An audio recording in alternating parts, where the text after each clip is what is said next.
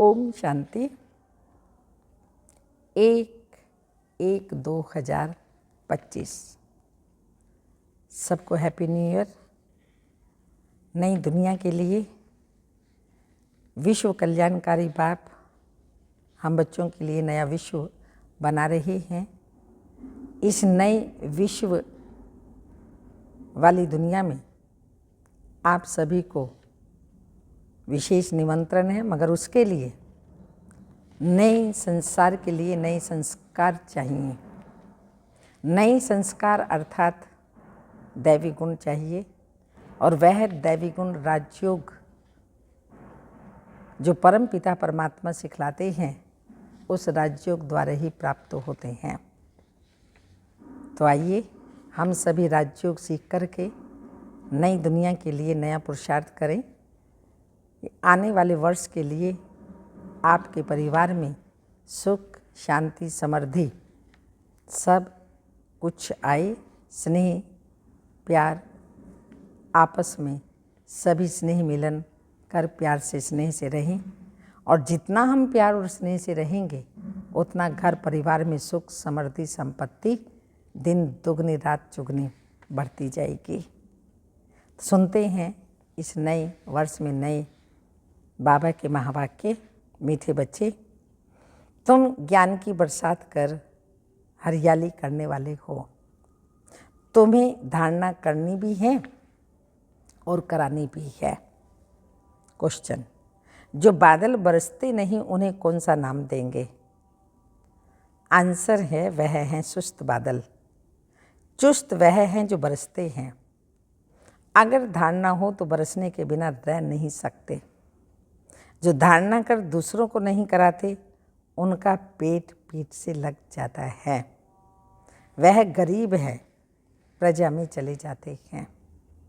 दूसरा क्वेश्चन, याद की यात्रा में मुख्य मेहनत कौन सी है? आंसर, अपने को आत्मा समझ बाप को बिंदु रूप में याद करना। बाप जो है, जैसा है, उसी स्वरूप से यथार्थ याद करना, इसमें ही मेहनत है।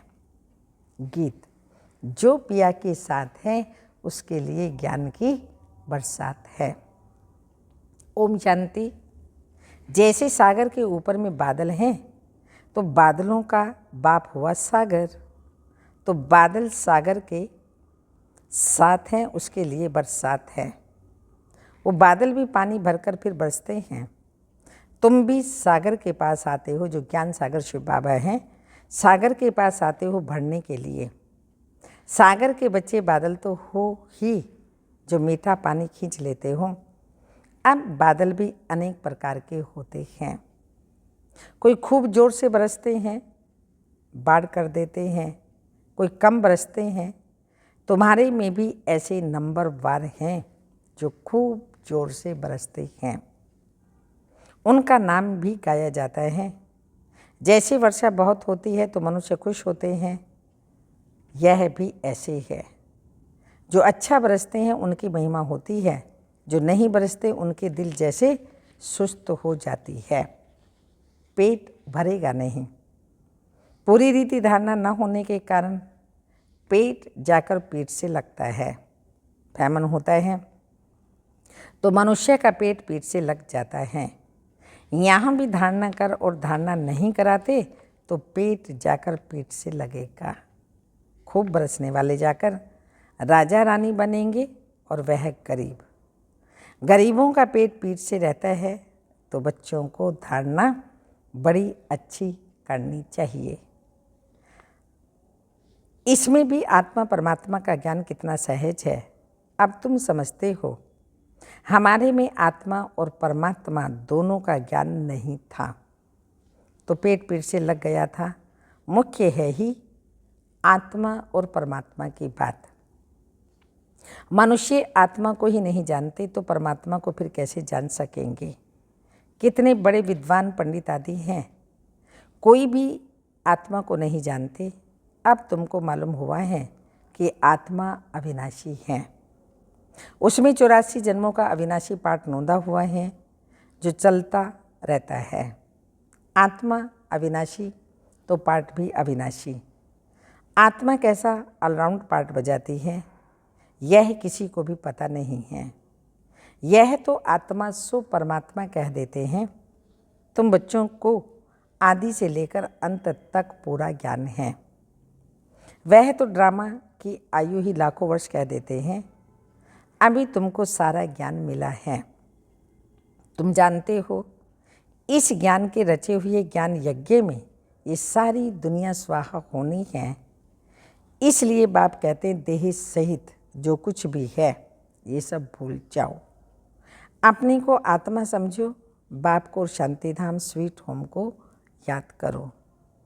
यह तो है ही दुख धाम। तुम्हारे में भी नंबरवार पुरुषार्थ अनुसार समझा सकते हैं।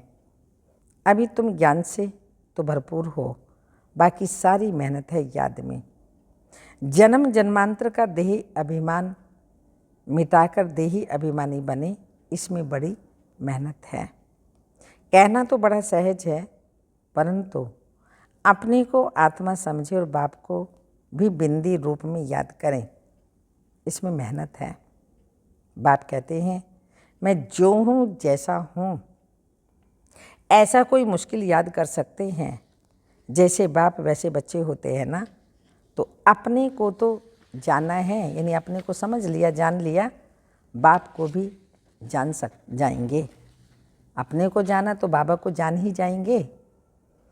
तुम जानते हो पढ़ाने वाला तो एक ही बाप है, पढ़ाने वाले बहुत हैं। बाप राजधानी कैसे स्थापन करते हैं वह तुम बच्चे ही जानते हो। बाकी ये शास्त्र आदि सब हैं भक्ति मार्ग की सामग्री। समझाने के लिए हमको कहना पड़ता है, बाकी इसमें घृणा की कोई बात नहीं है। शास्त्रों में भी है ब्रह्मा का दिन और रात कहते हैं, परंतु समझते नहीं। रात और दिन आधा आधा होता है। सीढ़ी पर कितना सहज समझाया जाता है। मनुष्य समझते हैं कि भगवान तो बड़ा समर्थ है, वह जो चाहे सो कर सकते हैं, लेकिन बाबा कहते हैं मैं भी ड्रामा के बंधन में बांधा हुआ हूँ। भारत पर तो कितनी आफतें आती रहती हैं, फिर मैं घड़ी घड़ी आता हूँ क्या? मेरे पार्ट की भी लिमिट है। जब पूरा दुख हो जाता है तब मैं अपने समय पर आता हूँ। 1 सेकंड का भी फर्क नहीं पड़ सकता।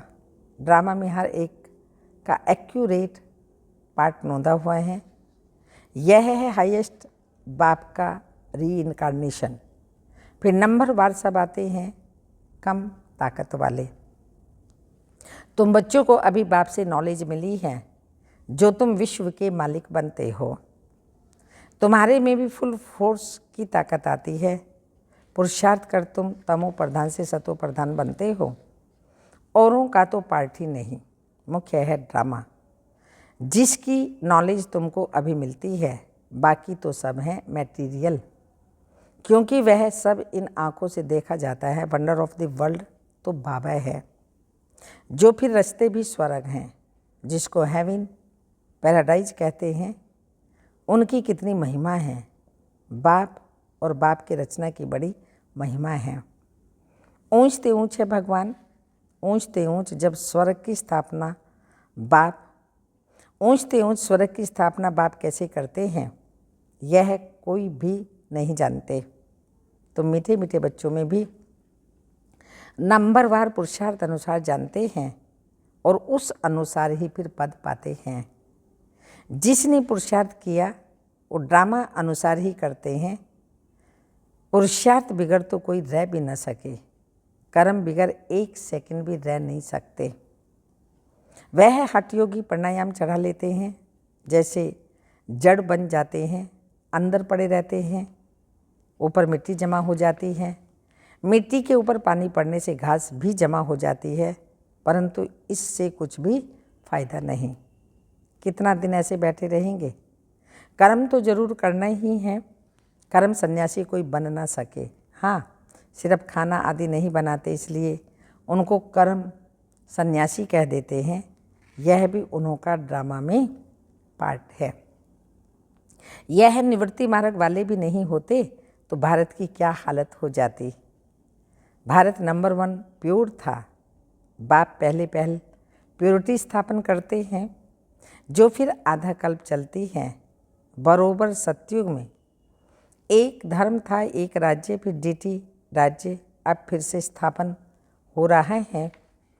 ऐसे अच्छे अच्छे स्लोगन बनाकर मनुष्यों को सुजाग करना चाहिए। फिर से डीटी राज्य भाग्य आकर के लो। अभी तुम कितना अच्छी रीति समझते हो। श्री कृष्ण को श्याम सुंदर क्यों कहते हैं, यह भी तुम जानते हो। आजकल तो बहुत ही ऐसे ऐसे नाम रख देते हैं, श्री कृष्ण से कंपटीशन करते हैं। तुम बच्चे जानते हो पतित राजाएं कैसे पावन राजाओं के आगे जाकर माथा टेकते हैं, परंतु जानते थोड़ी हैं। तुम बच्चे जानते हो जो पूज्य थे वही फिर पुजारी बन जाते हैं। अभी तुम्हारी बुद्धि में सारा चक्र है। यह भी याद रखें तो अवस्था बड़ी अच्छी रहे, परंतु माया सिमरन करने नहीं देती है, भुला देती है। सदैव हर्षितमक अवस्था रहे तो तुमको देवता कहा जाए। लक्ष्मी नारायण का चित्र देख कितना खुश होते हैं। राधे कृष्ण अथवा राम आदि को देख इतना खुश नहीं होते, क्योंकि श्री कृष्ण के लिए शास्त्रों में हंगामे की बातें लिख दी हैं। ये बाबा बनता है फिर श्री नारायण ही है ना। बाबा बनता भी तो श्री नारायण ही है ना। बाबा तो इन लक्ष्मी नारायण के चित्र को देख बहुत खुश होते हैं। बच्चों को भी ऐसे समझना चाहिए। बाकी कितना समय इस पुराने शरीर में होंगे, फिर तो जाकर प्रिंस बनेंगे ना। बाबा ने कहा कितना समय रहेंगे, आखिर तो जाकर के फर्स्ट प्रिंस बनेंगे ना। यह एम ऑब्जेक्ट है ना। यह भी सिर्फ तुम जानते हो तो खुशी में कितना गद गद होना चाहिए। जितना पढ़ेंगे उतना ऊंच पद पाएंगे, पढ़ेंगे नहीं तो क्या पद मिलेगा। कहाँ विश्व के स्वराज्य अर्थात महाराजा महारानी और कहाँ साहूकार प्रजा में नौकर चाकर। सब्जेक्ट तो एक ही है, सिर्फ मन मना भव, मध्यजी भव, अलफ और बे, याद और ज्ञान। इनको कितनी खुशी हुई। अलफ को अल्लाह मिला, बाकी सब दे दिया। हाँ, अलफ को अल्लाह मिला, बाकी सब दे दिया। तो कितनी किसको दे दिया? शिव बाबा को। कितनी बड़ी लॉटरी मिल गई, बाकी क्या चाहिए। तो क्यों ना बच्चों के अंदर में खुशी रहनी चाहिए। इसलिए बाबा कहते हैं ऐसे ट्रांसलाइट का चित्र सबके लिए बनवाएं जो बच्चे देख कर के खुश होते रहें। शिव बाबा ब्रह्मा द्वारा हमको ये वर्षा दे रहे हैं। मनुष्य तो कुछ नहीं जानते, बिल्कुल तुच्छ बुद्धि हैं। अभी तुम स्वच्छ बुद्धि बन रहे हो, सब कुछ जान गए हो और कुछ पढ़ने की दरकार नहीं। इस पढ़ाई से तुमको विश्व की बादशाही मिलती है। इसलिए बाप को नॉलेजफुल कहते हैं। मनुष्य फिर समझते हैं हर एक को दिल को बाबा जानता है, परंतु बाप तो नॉलेज देते हैं। टीचर समझ सकते हैं, फलाना पढ़ते हैं, बाकी सारा दिन ये थोड़ी बैठ देखेंगे कि इनकी बुद्धि में क्या चलता है। यह तो वंडरफुल नॉलेज है। बाप को ज्ञान का सागर, सुख शांति का सागर कहा जाता है। तुम भी अभी मास्टर ज्ञान सागर बनते हो। फिर यह टाइटल उड़ जाएगा, फिर सर्वगुण संपन्न 16 कला संपूर्ण बनेंगे। यह मनुष्य का ऊंच मर्तबा है। इस समय यह है ईश्वरीय मर्तबा। कितनी समझने और समझाने की बातें हैं। लक्ष्मी नारायण का चित्र देख बड़ी खुशी होनी चाहिए। हम अभी विश्व के मालिक बनेंगे। नॉलेज से ही सब कुछ, सब गुण आते हैं। तो अपना एम ऑब्जेक्ट देखने से ही रिफ्रेशमेंट आ जाती है। इसलिए बाबा कहते हैं ये लक्ष्मी नारायण का चित्र तो हर एक के पास होना चाहिए। ये चित्र दिल में प्यार बढ़ाता है, दिल में आता है बस यह मृत्यु लोक में लास्ट जन्म है, फिर हम अमर लोक में यह जाकर बनूंगा। तत्त्वम, तुम सब भी बनेंगे। ऐसे नहीं कि आत्मा सो परमात्मा, नहीं, ये ज्ञान सारा बुद्धि में बैठा हुआ है। जब भी किसी को समझाते हो बोलो हम कभी भी कोई से भीख नहीं मांगते, प्रजापिता ब्रह्मा के बच्चे हैं तो बहुत, हम अपने ही तन मन धन से सेवा करते हैं। ब्राह्मण अपनी कमाई से ही यज्ञ को चला रहे हैं, शूद्रों के पैसे नहीं लगा सकते। ढेर बच्चे हैं, वह जानते हैं जितना हम तन मन धन से सर्विस करेंगे, सरेंडर होंगे, उतना पद पाएंगे। जानते हैं बाबा ने बीज बोया है तो ये लक्ष्मी नारायण बनते हैं। पैसे यहाँ काम में तो आने नहीं हैं, क्यों ना इस कार्य में ही लगा दें। फिर क्या सरेंडर होने वाले भूख मरते हैं क्या? बहुत संभाल होती रहती है। बाबा की कितनी संभाल होती रहती है। ये तो शिव बाबा का रथ है ना, सारे वर्ल्ड को हेवन बनाने वाला है। यह हसीन मुसाफिर, शिव बाबा हसीन मुसाफिर सारे वर्ल्ड को हेवन बना देता है। परम पिता परमात्मा तो आकर सबको हसीन बनाते हैं। तुम सांवरे से गोरा हसीन बनते हो ना। कितना सलोना साजन है शिव बाबा हमारा, कितना सलोना साजन है। आकर सबको गोरा बना देते हैं। उन पर तो कुर्बान जाना चाहिए, याद करते रहना चाहिए। जैसे आत्मा को देख नहीं सकते जान सकते हैं, वैसे परमात्मा को भी जान सकते हैं। देखने में तो आत्मा परमात्मा दोनों एक जैसे बिंदु हैं, बाकी तो सारी नॉलेज है। ये बड़ी समझने की बातें हैं। बच्चों की बुद्धि में ये नोट रहनी चाहिए। बुद्धि में नंबर 1 पुरुषार्थ अनुसार ही धारणा होती है। डॉक्टर लोगों को भी दवाइयाँ याद रहती हैं ना, ऐसे नहीं कि उस समय बैठ किताब देखेंगे। डॉक्टरी की भी पॉइंट्स तो होती हैं, बैरिस्ट्री की भी पॉइंट्स होती हैं। तुम्हारे पास भी पॉइंट्स हैं, टॉपिक्स हैं जिस पर समझाते हैं। कोई पॉइंट्स किसको फ़ायदा कर देती है, कोई को किस पॉइंट से तीर लग जाता है। पॉइंट्स तो बहुत ढेर की ढेर हैं। जो अच्छी रीति धारणा करेंगे वही अच्छी रीति सर्विस कर सकेंगे। आधा कल्प है, हाँ बाबा कहते हैं आधा कल्प से महारोगी पेशेंट हैं। आत्मा पतित बनी है, उसके लिए एक अविनाशी सर्जन दवाई देते हैं। वो सदैव सर्जन ही रहते हैं, कभी बीमार होते नहीं। और तो सब बीमार पड़ जाते हैं। शिव बाबा को शरीर नहीं है, सदा अविनाशी सर्जन है, कभी बीमार नहीं पड़ता। अविनाशी सर्जन एक ही बार आकर मन मना भव का इंजेक्शन लगाते हैं। कितना सहज है। चित्र को पॉकेट में रख दो। लक्ष्मी नारायण का चित्र बाबा कहते हैं पॉकेट में रख दो सदैव। बाबा नारायण का पुजारी था तो लक्ष्मी नारायण का चित्र निकाल, अकेला नारायण का चित्र रख दिया। अभी पता पड़ता है जिसकी हम पूजा करते थे वो अब हम बन रहे हैं। लक्ष्मी को विदाई दे दी तो ये पक्का है हम लक्ष्मी नहीं बनूंगा। लक्ष्मी बैठ पैर दबाए। बाबा ने एक चित्र था भक्ति मार्ग में जो लक्ष्मी नारायण के पाँव दबा रही है, तो ब्रह्मा बाबा को ये पसंद नहीं आया तो बाबा ने लक्ष्मी नारायण को अलग अलग कर दिया। क्योंकि बाबा ने कहा सतयुग में तो एक तो थकावट नहीं होती और दूसरा दोनों हाथ पार्टनर है बराबर हैं, तो कैसे वो लक्ष्मी पाँव दबाए। वो भी ऐसे ऊंच महान हैं, नारायण भी ऊंच है। तो बाबा ने कहा लक्ष्मी क्यों पाँव दबाए, तो बाबा ने वो चित्र हटवा दिया। तो वह लक्ष्मी बैठ पैर दबाई तो अच्छा नहीं लगता था ना। उनको देखकर पुरुष लोग स्त्री से पैर दबवाते हैं, फिर दुनिया में ऐसा करते हैं। यहाँ थोड़ी लक्ष्मी पैर ऐसे पैर दबाएगी, सत्युग में नहीं होगा। यह रस्म रिवाज यहाँ होती है, वहाँ नहीं होती। ये रस्म रावण राज्य की है। इस चित्र में सारी नॉलेज है। ऊपर में त्रिमूर्ति भी है। इस नॉलेज को सारा दिन सिमरन कर बड़ा वंडर लगता है। भारत अब स्वर्ग बन रहा है। कितनी अच्छी समझानी है, पता नहीं मनुष्यों की बुद्धि में क्यों नहीं बैठता। आग बड़े जोर से लगेगी, भंबोर को आग लगेगी। रावण राज्य तो जरूर खलास होना चाहिए। यज्ञ में भी पवित्र ब्राह्मण चाहिए। ये बड़ा भारी यज्ञ है जो शिव बाबा ने रुद्र ज्ञान यज्ञ रचा, बड़ा भारी यज्ञ है। सारे विश्व में प्योरिटी लाने का कौन सा यज्ञ है? सारे विश्व में प्योरिटी लाने का।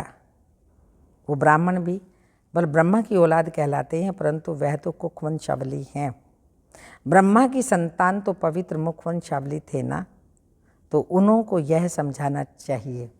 अच्छा, मीठे मीठे सिक्के लदे बच्चों प्रति माता पिता बाप दादा का याद प्यार। Good morning, diamond morning.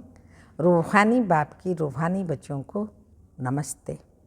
हम रूहानी बच्चों की रूहानी माता पिता बाप दादा को याद प्यार। Good morning, diamond morning. ओम नमस्ते। धारणा के लिए मुख्य सार हैं, स्वच्छ बुद्धिवन वंडरफुल ज्ञान को धारण कर बाप समान मास्टर ज्ञान सागर बनना है। नॉलेज से सर्वगुण स्वयं में धारण करने हैं। सेकंड पॉइंट, जैसे बाबा ने तन मन धन सर्विस में लगाया, सरेंडर हुए, ऐसे बाप समान अपना सब कुछ ईश्वरीय सेवा में सफल करना है। सदा रिफ्रेश रहने के लिए एवं ऑब्जेक्ट का चित्र साथ में रखना है। वरदान, एक रस स्थिति द्वारा सदा एक बाप को फॉलो करने वाले प्रसन्नचित्त भव। स्पष्टीकरण, आप बच्चों के लिए ब्रह्मा बाप की जीवन एक्यूरेट कंप्यूटर है। जैसे आजकल कंप्यूटर द्वारा हर एक प्रश्न का उत्तर पूछते हैं, ऐसे मन में सब जब कोई भी प्रश्न उठता है तो क्या क्यों कैसे के बजाय ब्रह्मा बाप के जीवन रूपी कंप्यूटर को देखो। ये बाबा ने किया तो करो, और बाबा ने नहीं किया तो छोड़ दो। तो कंप्यूटर में देखो, अर्थात बाप के हर कर्म से अपने कर्म को टैली करो। क्या और कैसे का क्वेश्चन ऐसे ही बदल जाएगा। प्रसन्नचित्त की बजाय प्रसन्नचित्त बन जाएंगे। प्रसन्नचित्त अर्थात एक रस स्थिति में एक बाप को फॉलो करने वाले। स्लोगन, आत्मिक शक्ति के आधार पर सदा स्वस्थ रहने का अनुभव करो। आत्मिक शक्ति के आधार पर सदा स्वस्थ रहने का अनुभव करो। विशेष नोट, सभी ब्रह्मा वत्स जनवरी से 31 जनवरी 1 जनवरी से 31 जनवरी 2025 तक विशेष अंतर्मुखता की गुफा में बैठ योग तपस्या करते हुए पूरे विश्व को अपनी शक्तिशाली मनसा द्वारा विशेष साकाश देने की सेवा करना जी। इसी लक्ष्य से इस मास के पत्र पुष्प में जो अव्यक्त इशारे भेज रहे हैं, वह पूरे जनवरी मास में मुरली के नीचे भी लिख रहे हैं। आप सभी इन पॉइंट्स पर विशेष मनन चिंतन करते हुए मनसा सेवा के अनुभवी बनो। इसमें पहला पॉइंट है, अपनी शक्तिशाली मनसा द्वारा साकाश देने की सेवा करो। आप शांति दूत बच्चे कहाँ भी रहते चलते फिरते अपने को शांति दूत समझकर चलो।